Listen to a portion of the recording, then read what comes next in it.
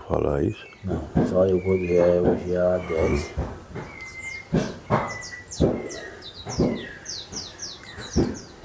Hoje estamos aqui na casa do nosso amigo Valério Luciano, uma das figuras vivas que nos representa muito bem. Ele, escritor, vaqueiro, família de vaqueiro, filho de vaqueiro, né? Ele escreveu um livro, hoje é dia 10/5/2024. Muito obrigado aqui, nosso amigo Valério, por nos receber aqui em sua residência.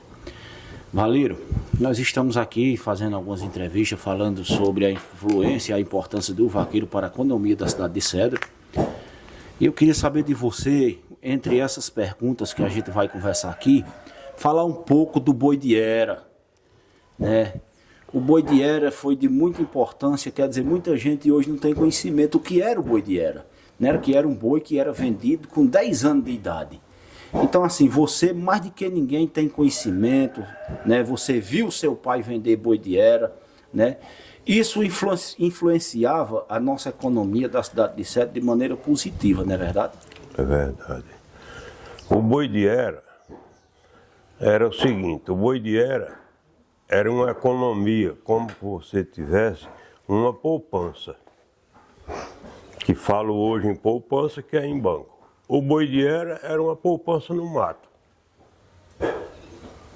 O meu pai sempre tinha essa poupança. Tem que falar um pouco mesmo. O meu pai foi um homem pobre, filho de curtidor, e ele também foi curtidor, mas era um homem que via muito futuro. Então, ele se casou com a minha mãe aqui do Mameluco, que ele era de Missão Velha, e veio e noivou com a filha do meu avô, Gino Pereira de Souza, ele e o irmão dele, Manuel Luciano. Noivaram num dia, casaram num dia só. E nesse noivado, o meu avô exigiu que dava a filha para ele casar, mas queria que eles viessem morar aqui para ajudar a abrir uma propriedade que ele tinha comprado, que era só mata. E eles vieram trabalhar aqui. Então, meu pai fazia esse tipo de poupança em boi.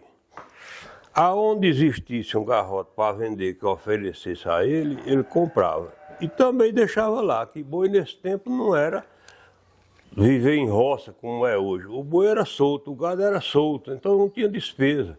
E ele deixava, ferrava os bezerros e deixava para lá. Quando aparecia uma propriedade para vender, aí ele dizia, conforme fosse o valor da propriedade, ele dizia, eu quero tantos boi para eu vender. Aí nós vaqueiros, que eu também... Só uma pergunta, Valério.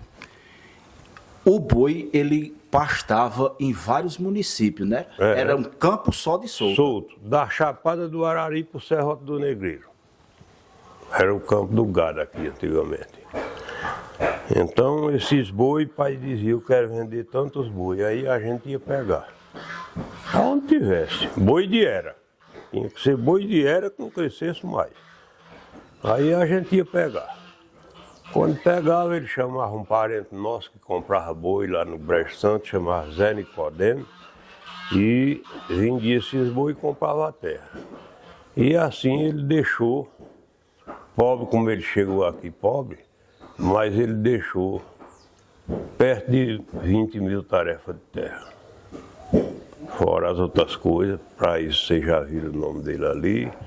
Foi um homem que produziu, que criou muita coisa, produziu muita coisa e deixou o nome dele. Que morre o homem e fica a fama. A fama dele ficou. Muita gente achava ele ruim, não sei por isso, por aquilo. Vamos dizer, ele fazia um tipo